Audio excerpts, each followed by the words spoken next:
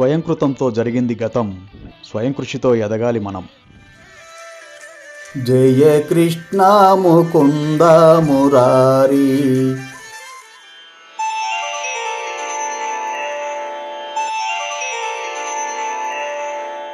నమస్కారం. గోకులనందన గోవింద శ్రీకృష్ణ లీలలు శమంతకమణి కథ. ద్వారకాధామ పరిధిలోనే సత్రాజిత్తు అనే ఒక రాజు ఉండేవాడు. అతను గొప్ప సూర్యభక్తుడు. సూర్యుడు అతని పట్ల అతి ప్రసన్నుడై శమంతకము అనే ఒక అపూర్వమైన మణిని ప్రసాదించాడు. సత్రాజిత్తు ఆ మణిని కంఠాభరణంలో ధరించి అచ్చము సూర్యునిలాగా గోచరిస్తూ ద్వారకాపురిలో ప్రవేశించాడు. అప్పుడు సూర్యుడే శ్రీకృష్ణుని దర్శనార్థము నగరానికి వచ్చాడని ప్రజలు అనుకున్నారు. సత్రాజిత్తు అందరికీ తెలిసినవాడే అయినప్పటికీ శమంతకమణి యొక్క దేదీప్యమాన తేజములో అతనిని గుర్తుపట్టడము వీలు కాలేదు. సత్రాజిత్తును సూర్యదేవునిగా పొరబడిన వారై కొందరు పురప్రముఖులు దర్శనార్థమై సూర్యుడు వచ్చాడని విన్నవించడానికి వెంటనే శ్రీకృష్ణుని చెంతకు వెళ్ళారు. అప్పుడు దేవాదిదేవుడు పాచికలు ఆడుతున్నాడు. వారు సూర్యదేవుడు దర్శనార్థం వచ్చాడని శ్రీకృష్ణునికి విన్నవించారు. శ్రీకృష్ణుడు వారి మాటలను విని మందహాసము చేశాడు.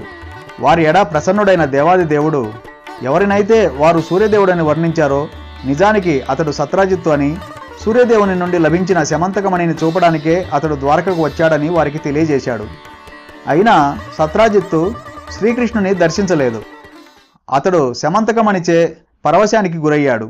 అతడు ఆ మణిని ఒక మందిరంలో ప్రతిష్ఠింపజేసి దానిని పూజించడానికి బ్రాహ్మణులను నియోగించాడు. శ్రీకృష్ణుడు శమంతకమణిని అడిగినా సత్రాజిత్తు ఇవ్వకుండా తాను పూజించడానికే అతడు దానిని ప్రతిష్ఠింపజేశాడు. సర్వోత్తమమైన దానిని దేశాన్ని ఏలే రాజుకు ఇవ్వాలనే విషయాన్ని శ్రీకృష్ణుడు ప్రపంచానికి చెప్పాలనుకున్నాడు. ఉగ్రసేనుడు అన్ని వంశాలకు రాజు, తనకు తాత. అందుకే ఆ దేవదేవుడు శమంతకమణిని ఉగ్రసేన మహారాజుకు ఇవ్వమని సత్రాజిత్తుకు చెప్పాడు. సర్వోత్తమమైన దానిని రాజుకు సమర్పించవలసి ఉంటుందని అతడు విన్నవించాడు. కృష్ణుని అభ్యర్థనను మన్నించడానికి బదులుగా మణిని తానే పూజించడము ఉత్తమమని అతడు భావించాడు. ఈ సంఘటన తర్వాత సత్రాజిత్తు సోదరుడు తమ కుటుంబ సంపదను ప్రదర్శింపగోరి ఆ మణిని మెడలో ధరించి అశ్వమునెక్కి అడవికి పోయాడు. ఆ సోదరుని పేరు ప్రసేనుడు. అతడు అడవిలో అటు ఇటు సంచరిస్తుండగా ఒక సింహము దాడి చేసి అతని అశ్వాన్ని వధించి మణిని తన గుహలోనికి తీసుకొని పోయింది. ఈ వార్త విన్న భల్లూకరాజు జాంబవంతుడు గుహలో సింహాన్ని చంపి మణిని తీసుకొని పోయి తన పుత్రునికి ఆట వస్తువుగా ఇచ్చాడు. మణిసహితముగా అడవికి వెళ్లిన ప్రసేనుడు తిరిగి రాకపోయేసరికి ఇక్కడ నగరములో సత్రాజిత్తు కలవరపడ్డాడు. తన సోదరుని సింహం వధించిందని, ఆ సింహాన్ని జాంబవంతుడు చంపాడని అతనికి తెలియదు. కృష్ణుడు మణిని అడిగితే తాను అతనికి ఇవ్వలేదు కనుక అతడే బలవంతంగా మణిని తీసుకొని ప్రసేనుని చంపి ఉండవచ్చునని సత్రాజిత్తు ఊహించాడు. ఆ ఊహనే అతడు వదంతిగా చేసి ద్వారకలో ప్రతి చోట వ్యాపింపజేశాడు. ఆ రీతిగా అపవాదుకు గురి కావడం నచ్చక శ్రీకృష్ణుడు అడవికి వెళ్ళి శమంతకమణిని వెతకడానికి నిశ్చయించుకున్నాడు. కొందరు ముఖ్యమైన ద్వారకావాసులను వెంటబెట్టుకొని సత్రాజిత్తు సోదరుడైన ప్రసేనుని అన్వేషించడానికి ఆ దేవదేవుడు బయలుదేరాడు. అతనికి సింహముచే చంపబడిన ప్రసేనుడు కనిపించాడు. అదే సమయంలో వృక్షరాజైన జాంబవంతునిచే చంపబడిన సింహము కూడా కనిపించింది. తరువాత కృష్ణునకు ద్వారకావాసులకు ఆ అడవిలో ఒక పెద్ద గుహ కనిపించింది. అదే భల్లూకరాజు నివాసము. గుహ లోపలకు రావడానికి ద్వారకావాసులు భయపడతారని తెలిసిన శ్రీకృష్ణుడు వారిని బయటనే ఉండమని చెప్పి తానొక్కడే ఆ చీకటి గుహలో ప్రవేశించాడు. గుహలో ప్రవేశించిన అతనికి శమంతకమణి వృక్షతనయునికి ఆట వస్తువుగా అవడము కనిపించింది. మణిని ఆ పిల్లవాని దగ్గర నుండి తీసుకోవడానికి శ్రీకృష్ణుడు ముందుకు రాగానే ఆ బాలుని దాది అతడు విలువైన శమంతకమణిని తీసుకొని పోతాడేమోనని భయపడి పెద్దగా కేకలు వేసింది. దాది అరుపులు విన్న జాంబవంతుడు అతి క్రోధంతో అక్కడకు వచ్చాడు. జాంబవంతుడు నిజానికి గొప్ప భక్తుడు, కానీ కోపం వలన అతడు తన ప్రభువును గుర్తించలేకపోయి అతనిని సాధారణ మానవుడని తలచాడు. తన ప్రభువును గుర్తించలేక జాంబవంతుడు కృష్ణునితో పోరుకు సిద్ధపడ్డాడు. అప్పుడు శ్రీకృష్ణ జాంబవంతుల నడుమ భీకరమైన పోరు జరిగింది. కృష్ణ జాంబవంతులు తొలుత ఆయుధాలతో పోరాడారు. తరువాత రాళ్లతో, ఆ తరువాత పెద్ద చెట్లతో, పిమ్మట చేతులతో, తుట్టతుదకు పిడుగుల వంటి పిడికిళ్లతో కొట్టుకుంటూ యుద్ధం చేశారు. ఒకరిపై ఒకరు విజయాన్ని కోరుతూ ఇద్దరూ ఎడతెరిపి లేకుండా రేయింబవళ్ళు 28 రోజులు పోరాటం చేశారు.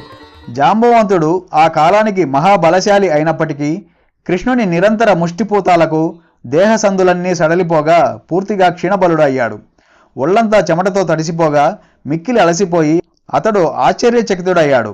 తనతో అంత గట్టిగా పోరాడుతున్న ప్రత్యర్థి ఎవరా అని అతడు అనుకున్నాడు. తన మానవాతీత దేహబలం గురించి జాంబవంతునికి తెలుసు. కానీ కృష్ణునిచే కొట్టబడి తాను అలసినప్పుడు వృక్షరాజుకు అతడు తన ఆరాధ్య దైవమే అని అర్థమైంది. అందుకే జాంబవంతుడు భగవంతునితో పలుకుతూ, దేవా, నీవెవరవో ఇప్పుడు నాకు తెలిసింది. నీవు ఎల్లరి బలము, సంపద, యశస్సు, సౌందర్యము, జ్ఞానము, వైరాగ్యమునకు మూలమైనట్టి విష్ణు భగవానుడవు. అందుకే నేను పూజించే శ్రీరామచంద్రుడవు నీవేనని అర్థం చేసుకోగలిగాను. అంతటి అపారమైన శక్తి వేరెవరికీ ఉండదు. అన్యులెవరూ నన్ను ఈ రీతిగా ఓడించలేరు అని అన్నాడు. జాంబవంతుని పలుకులకు, ప్రార్థనలకు సంతోషించిన శ్రీకృష్ణుడు అతని దేహబాధను శమింపజేయడానికి తన కరకమలముతో అతని దేహమంతటిని స్పృశించాడు. ఆ విధంగా భల్లూకరాజు మహాయుద్ధ అలసట నుండి తక్షణమే ఊరట పొందాడు. అప్పుడు శ్రీకృష్ణుడు జాంబవంతుని భల్లూకరాజా అని సంబోధించాడు. ఎందుకంటే జాంబవంతుడే అడవికి రాజు గాని సింహము కాదు. ఆ సింహాన్ని జాంబవంతుడు నిరాయుధునిగా తన చేతులతో వధించాడు. శమంతకమణి అపహరింపబడిన నాటి నుండి అల్పబుద్ధులు తన పేరుకు కళంకము తెస్తున్న కారణంగా ఆ మణి కొరకే తాను వచ్చానని శ్రీకృష్ణుడు జాంబవంతునితో అన్నాడు. ఆ అపవాదు నుండి బయటపడడానికై మణిని అడగడానికే తాను వచ్చానని శ్రీకృష్ణుడు భల్లూకరాజుతో స్పష్టంగా తెలియజేశాడు. పరిస్థితిని అంతటినీ అర్థం చేసుకున్న జాంబవంతుడు తన ప్రభువు ప్రీత్యర్థము కేవలము శమంతకమణినే గాక పెళ్లిడికొచ్చిన తన కుమార్తె జాంబవతిని కూడా సమర్పించాడు. శ్రీకృష్ణుడితో జాంబవతి వివాహము, శమంతకమణిని తిరిగి ఇవ్వటము అనే వృత్తాంతము కొండగుహలో జరిగింది. కృష్ణ జాంబవంతుల యుద్ధము 28 రోజులు జరిగినప్పటికీ ద్వారకావాసులు గుహ వెలుపల 12 రోజులు వేచియుండి ఏదో అవాంఛితమే జరిగి ఉండవచ్చునని నిశ్చయించుకున్నారు. అసలు ఏమి జరిగిందో అర్థం కాక వారంతా అమిత దుఃఖితులై ద్వారకాపురికి తిరిగి వెళ్ళిపోయారు. కృష్ణుడు లేకుండా పౌరులు తిరిగి రావడం చూసి దేవకీదేవి, వసుదేవుడు, రుక్మిణీదేవి, బంధుమిత్రులు, అంతఃపురంలోని వారు అతి దుఃఖితులయ్యారు. కృష్ణుని పట్ల గల సహజ అనురాగము కారణంగా వారంతా సత్రాజిత్తుకు శాపనార్థాలు పెట్టారు. శ్రీకృష్ణుని అంతర్ధానానికి అతడే కారణమని వారు చెప్పసాగారు. తరువాత వారంతా కృష్ణుడు తిరిగి రావాలని ప్రార్థిస్తూ చంద్రభాగాదేవిని పూజించారు. ద్వారకాపుర వాసుల ప్రార్థనలకు సంతృప్తి చెందిన ఆ దేవి వెంటనే వారి అభీష్టమును ఈడేర్చినది. అదే సమయంలో శ్రీకృష్ణుడు నవవధువైన జాంబవతితో కూడి రంగప్రవేశం చేశాడు. అప్పుడు ద్వారకావాసులు, కృష్ణుని బంధుమిత్రులు అందరూ పరమానంద భరితులయ్యారు. తరువాత ఉగ్రసేనుడు రాజులతో, ప్రముఖులతో ఒక సభను ఏర్పాటు చేశాడు. అతడు ఆ సభకు సత్రాజిత్తును కూడా ఆహ్వానించాడు. అప్పుడు సభలో శ్రీకృష్ణుడు జాంబవంతుని నుండి శమంతకమణిని తిరిగి పొందిన వృత్తాంతాన్ని వివరించాడు. తరువాత ఆ దేవదేవుడు మణిని సత్రాజిత్తుకు తిరిగి ఇచ్చాడు. అయినా అనవసరంగా శ్రీకృష్ణునికి అపవాదు తెచ్చినందుకు సత్రాజిత్తు చాలా సిగ్గుపడ్డాడు.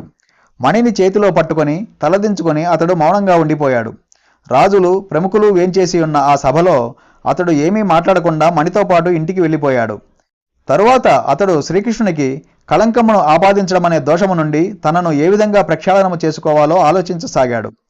కృష్ణుని పట్ల తాను ఘోరమైన అపరాధము చేశానని, ఆ దేవదేవుడు తిరిగి తన పట్ల ప్రసన్నుడయ్యే విధంగా తానేదో ఒక పరిహార మార్గము వెదకాలని అతడు భావించాడు. కృష్ణుని పట్ల చేసిన అపరాధానికి నిజంగా బాధపడుతూ దానిని అతడు సరిదిద్దుకోవాలని అనుకున్నాడు. అప్పుడు ఆంతరము నుండి శ్రీకృష్ణుడే అతనికి ఉత్తమ తెలివిని ఇచ్చాడు. దానితో సత్రాజిత్తు మణిని, సుందరి అయిన తన కుమార్తె సత్యభామను శ్రీకృష్ణునికి ఇవ్వాలని నిశ్చయించుకున్నాడు. పరిస్థితిని చక్కదిద్దేందుకు ప్రత్యామ్నాయం కనిపించలేదు. అందుకే అతడు సత్యభామ కృష్ణుల వివాహాన్ని ఏర్పాటు చేశాడు. ఆ విధంగా అతడు మణిని, తన కన్యను దేవదేవునికి దానం చేశాడు. శ్రీకృష్ణుడు సత్రాజిత్తుతో పలుకుతూ, శమంతక మణిని మందిరంలో నీచెంతనే ఉండనిమ్ము. దాని వలన మనమందరము లాభాన్ని పొందగలము. ఆ మణి ద్వారకలో ఉండటం వలన అనావృష్టి గాని, అంటువ్యాధి లేదా అత్యధిక శీతవాతాల వల్ల కలిగే కలతలు గాని కలగబోవు అని అన్నాడు. ఆ విధంగా సత్రాజిత్తు పట్ల ప్రసన్నుడైన శ్రీకృష్ణుడు సత్యభామను మాత్రము స్వీకరించి శమంతకమణి తనకు అవసరం లేదని తిరిగి ఇచ్చేశాడు. జయ కృష్ణ ముకుంద మురారి